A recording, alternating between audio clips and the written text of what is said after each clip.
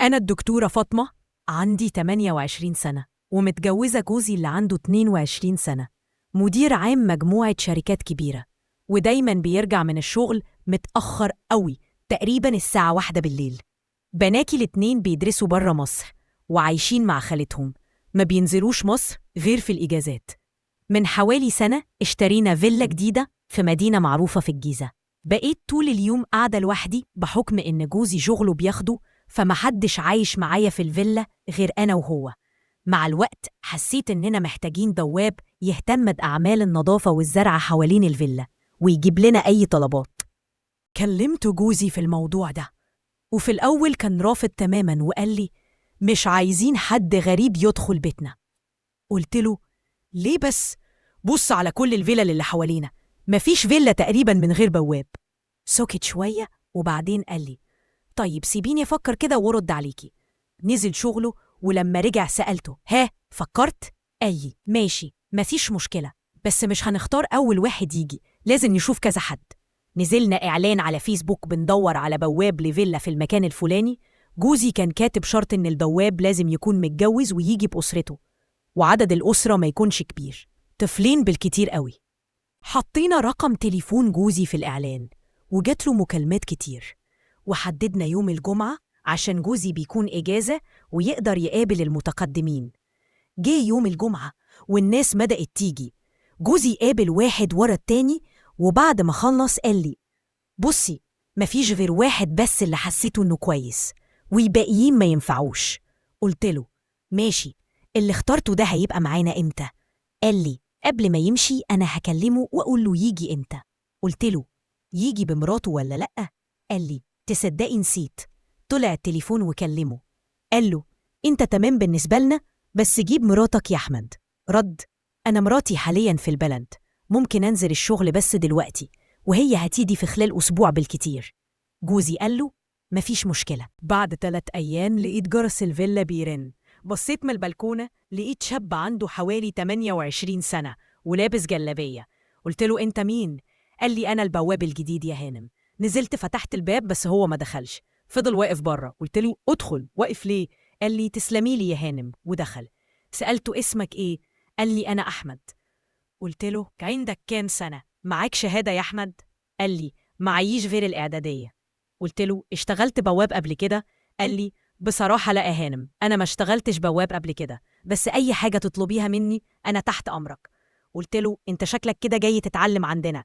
قال لي لا يا هانم، والله انت تشاوري بس وتشوفي أنا هعمل ايه. قلت له هنشوف، خد تعالى وديك أوضتك اللي هتقعد فيها. وديته أوضته وقلت له دي أوضتك، وفي جرس هنا هنركبه اللي قريب منك، بحيث لو احتاجنا حاجة نرن الجرس عليك وتيجي بسرعة. قال لي تمام يا هانم. اللي لاحظته وأنا بوريه الأوضة إنه ما بصش على الأوضة خالص ولا اتفرج عليها، كان مركز معايا أنا وبيفضل يبص ليا بتركيز. قلت عادي يمكن بيستنى أو بيسمعني. قلت له هسيبك تظبط الأوضة بتاعتك، ولما تخلص تبقى جاهز للشغل اطلع لي فوق عشان أقول لك الشغل اليومية المطلوب منك.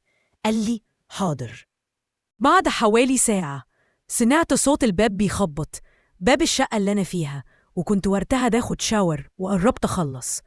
هو عمال يرن الجرس كتير ومش مبطل. لبست الروب وخرجت، فتحت له.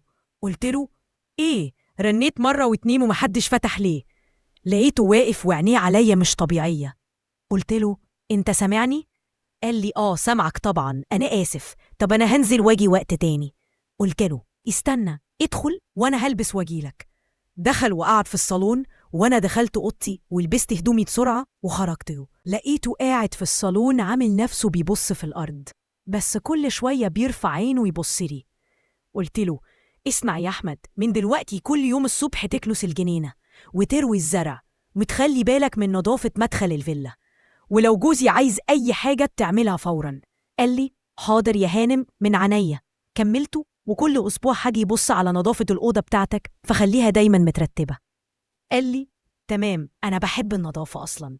قلت في بالي كويس إنه بيحاول يبقى مهذب، بس تصرفاته مقلقاني. عدت الأيام وكنت كل يوم ألاحظ نظرات أحمد بتزيد، وفي مرة طلبت منه يرمي كيس الزبالة. نزلت لقيته واقف مستنيني مش شايل حاجة. قلت له الكيس فين؟ قال لي كنت مستني حضرتك تنزلي عشان أخده من إيدك. قلت له ما الكيس في البلكونة، مش قلت لك خده؟ ضحك وقال لي كنت حابب أشوفك. اتخضيت من كلامه وقلت له بهدوء وجودك هنا شغل وبس. رجع وسكت، بس قعدت من وقتها مش مرتاحة. وفي يوم جوزي كان نازل بدري وأحمد طلع من غير إذنه وقال معلش يا هانم عايز أتكلم في حاجة. قلت له اتكلم. قال لي أنا مش قادر أخبي أنا معجب بحضرتك. انفعلت وقلت له بره قبل ما أطلب لك الأمن. قال لي أنا آسف، غلطة ومش هتتكرر. طردته وبلغت جوزي، بس جوزي استغرب وقال يمكن فهمتي غلط، إن أنا مش محتاجة دليل، إحساسي كفاية. قررت أركب كاميرا من غير ما جوزي يعرف وسجلت كل حاجة. وفعلا أحمد تاني يوم دخل من غير إذن وكلامه كان واضح. وريت الفيديو لجوزي وساعتها بس فهم. قال لي أنا آسف كنت غلطان، وطردته فورا وتم إبلاغ الأمن ومنعوه من الرجوع للمنطقة. رجعت حياتي لطبيعتها، بس بقيت أكثر حرصا وعرفت إن أحيانا الشك مش عيب، بالعكس ممكن يكون حماية. وجوزي من يومها بقى يثق في إحساسي ويسمعني كويس. والموقف ده علمني إني مسكتش على أي حاجة تخليني مش مرتاحة، حتى لو الناس شايفينها بسيطة.